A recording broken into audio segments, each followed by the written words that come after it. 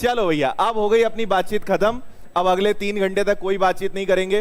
बीच बीच में जब आप थोड़े भटक जाओगे तो आपको लाइन पे ले आएंगे, है ना, बीच में कुछ चर्चाएं करेंगे। तो फिलहाल नंबर सिस्टम की शुरुआत करते हैं। नंबर सिस्टम में बहुत सारे टाइप्स होते हैं, बहुत बड़ा चैप्टर है। मतलब नंबर सिस्टम अपने आप में आप समझ लीजिए कि 8 से 10 चैप्टर्स के बराबर है ना। आपको संख्याओं के प्रकार, टाइप्स ऑफ नंबर्स पढ़ने पड़ते हैं, विभाज्यता के नियम, रूल्स ऑफ डिविजिबिलिटी पढ़ना पड़ता है, इकाई अंक, यूनिट डिजिट पढ़ना पड़ता है, फिर इसके बाद रिमाइंडर थ्योरम, शेषफल प्रमेय पढ़ना पड़ता है, फिर गुणनखंड यानी फैक्टर्स वाला आपको पढ़ना पड़ता है, नंबर ऑफ जीरो, शून्यों की संख्या, आरोही क्रम, अवरोही क्रम, असेंडिंग ऑर्डर, डिसेंडिंग ऑर्डर, इसके अलावा भिन्न वाले, फ्रैक्शंस वाले क्वेश्चंस, बार वाले क्वेश्चंस, और ऐसे बहुत सारे करीबन 8 या 10 चैप्टर्स इसके पार्ट होते हैं। सो विल ट्राई कि आज हम कितना मैक्स टू मैक्स कवर कर सकते हैं। तो हम यूनिट वाइज पढ़ेंगे, टाइप वाइज पढ़ेंगे। पहले आपको बेसिक भी बताऊंगा, है ना, तो अगर आपने पहले नहीं भी पढ़ा है तो आपको अच्छे से समझ में आएगा। ठीक है, करें शुरू। तो देखिए, सबसे पहले आपको ये थोड़ा बताता हूं मैं कि टाइप्स ऑफ जो नंबर्स होते हैं, संख्याओं के प्रकार हैं, वो क्या होते हैं। वैसे आप देखोगे मोटे मोटे तौर पर 3 प्रकार की संख्याएं होती हैं, है ना, सुनते जाना आप अभी।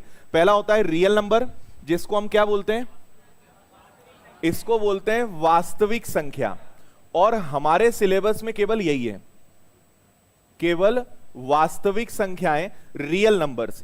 इसके बाद दूसरा होता है काल्पनिक संख्याएं, जिसको इंग्लिश में बोलते हैं इमेजिनरी नंबर, और तीसरा होता है मिश्रित, है ना, कंपोजिट या मिक्स्ड आप उसको बोल सकते हो। जो इनका, अगर आप आईआईटी, जेई या ऐसे एग्जाम्स की तैयारी करते हो तो वहां पे ये काल्पनिक संख्याएं, मिश्रित, सब पढ़ना पड़ता है। आयोटा सुना है किसी ने, आयोटा, है ना, स्मॉल आई से उसको दिखाते हैं, जिसकी वैल्यू √-1 होती है।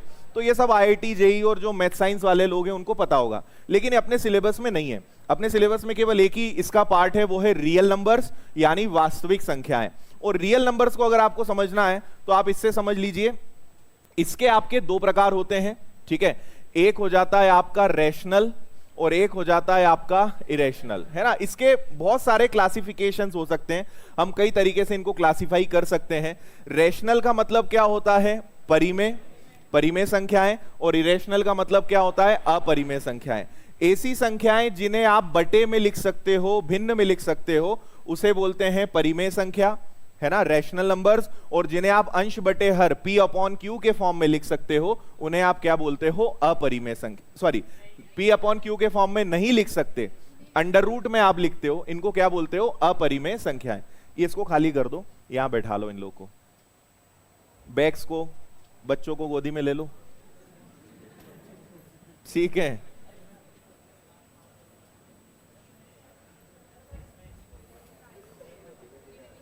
हाँ,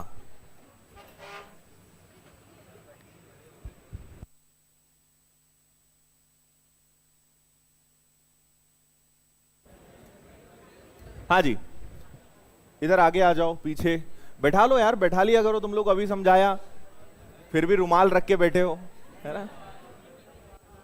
रुमाल रख दिया और बोल रहे हैं वो आ रहा है, मेरा दोस्त आ रहा है, वो अभी बबरकुआ तक पहुंच गया है ना, उसका रुमाल रखा हुआ है।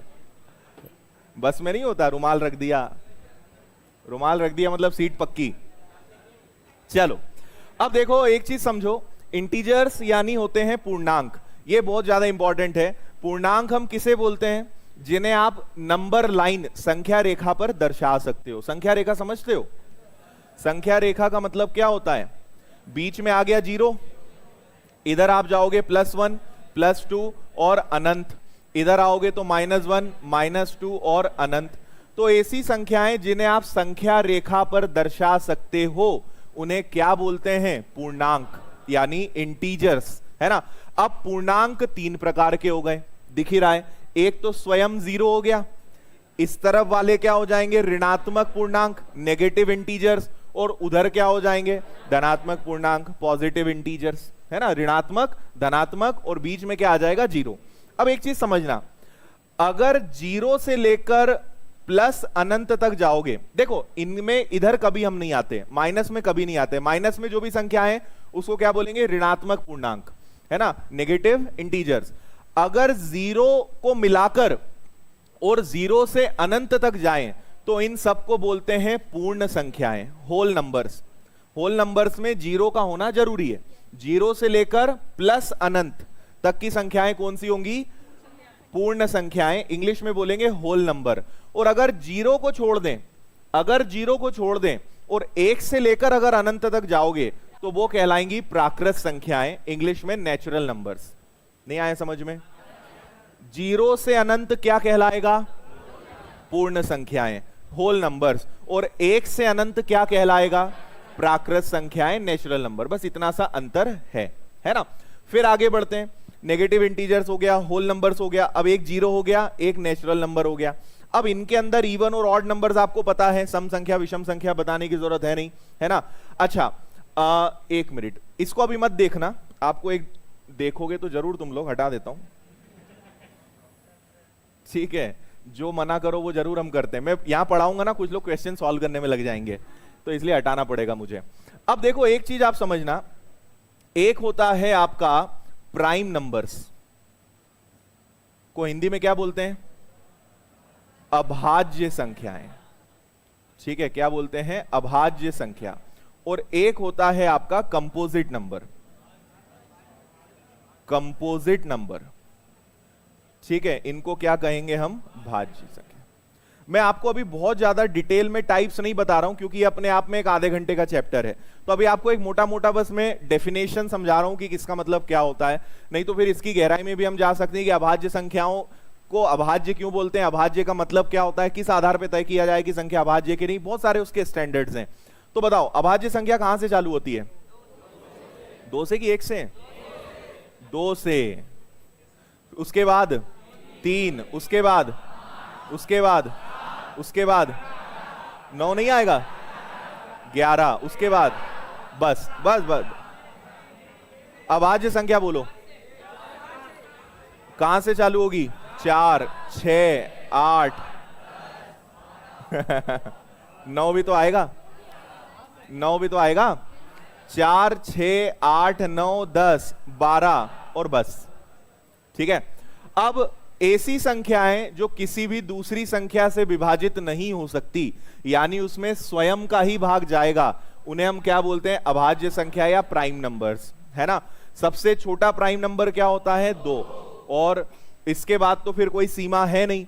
और 2 एकमात्र ऐसा नंबर है जो सम संख्या है, इसके बाद कोई भी सम संख्या नहीं आ सकती। इसके बाद जितनी भी संख्याएं आगे आएंगी वो सब क्या होंगी? विषम, क्योंकि अभाज्य मतलब उसमें किसी और का भाग नहीं जाना चाहिए। तो भाई अगर कोई और सम संख्या आ गई तो उसमें 2 का भाग तो जाएगा ही जाएगा ना। इसलिए 2 पहली, आखिरी, सबसे बड़ी, सबसे छोटी, आप कुछ भी बोल दो, वो एकमात्र सम संख्या है। सबसे बड़ी अभाज्य संख्या, सबसे बड़ी अभाज्य सम संख्या 2, है ना? इसके बाद सबसे छोटी भी बोलेंगे तो भी क्या आ जाएगा? 2, मतलब दोनों केस में यही रहेगा, है ना? सम संख्या केवल 2 रहेगी, इसके बाद सारी विषम। और इनमें अब भैया जैसे 8 है तो 8 में 2 का भाग भी जा सकता है, 4 का भी जा सकता है, 8 का भी जा सकता है, लेकिन 5 में किसका भाग जाएगा? सिर्फ 5 का या 1 का, है ना? अच्छा, 1 को कभी भी दोनों में नहीं रखते, 1 को ना अभाज्य मानते हैं ना भाज्य मानते हैं, है ना? इसके पीछे बहुत सिंपल सा रीजन होता है। आज हम पढ़ेंगे गुणनखंड, फैक्टर्स। फैक्टर समझते हो? फैक्टर्स का मतलब क्या हो गया? जैसे मैंने कहा 3, तो 3 के फैक्टर्स बताओ। 1 और 3, मतलब उसमें किस किस का भाग जा सकता है? 1 का और 3 का। फिर मुझे बताओ 5 के फैक्टर्स कौन से होंगे? 1 और 5। फिर बताओ 13 के फैक्टर कितने होंगे? 1 और 13। और जितनी भी अभाज्य संख्याएं आएंगी, प्राइम नंबर्स आएंगे, उनके 2 ही फैक्टर्स होंगे, 2 से कम भी नहीं होंगे, 2 से ज्यादा भी नहीं होंगे। एक होगा और एक खुद वो संख्या होगी। अच्छा, अभाज्य संख्या में आ जाओ, चलो 8 ले लेते हैं। 8 के फैक्टर्स बोलना। 8 के फैक्टर्स 1, 2, 4, 8। 12 के फैक्टर बोलो। 1,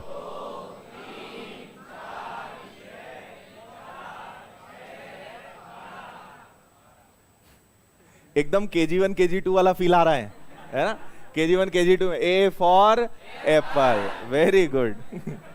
उदाहरण दे रहा था उसमें भी तुम चालू हो गए ना। चलो अब ये बताओ कि ये जितनी अभाज्य संख्याएं थी, A फॉर एप्पल, गजब लोग हो तुम लोग। ठीक है, यहां जितनी भी संख्याएं होंगी इनके हमेशा कितने गुणनखंड होंगे? 2। लेकिन यहां पे 3, 4, 8, 12 और कितने भी हो सकते हैं।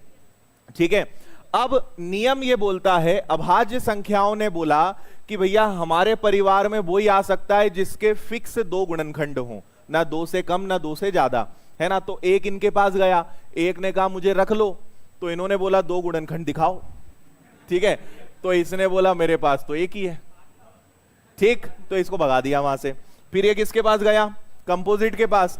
कंपोजिट ने कहा कि हमारे परिवार में आना है तो 3 या 3 से अधिक, 3 और मोर देन 3 दिखाओ। इसने बोला मेरे पास तो एक ही है। समझ में आया? इसलिए एक को दोनों ने समाज से निकाल दिया, दोनों से हटा दिया। तो अगर 2 गुणनखंड हैं तो वो भाज्य, और 2 से ज्यादा हैं तो वो 2 हैं तो वो अभाज्य, और 2 से ज्यादा है तो वो भाज्य, और एक का एक ही गुणनखंड होता है, इसलिए वो दोनों फैमिलीज में नहीं आता। आ गया समझ में कारण? चलो, इसके बाद प्राइम कंपोजिट हो गए, और इसके अलावा ठीक है इतना काफी है, बाकी फिर बहुत प्रकार हैं। अब प्रश्नों पे जरा हम आए, क्वेश्चंस करेंगे, उसमें मजा आएगा। नंबर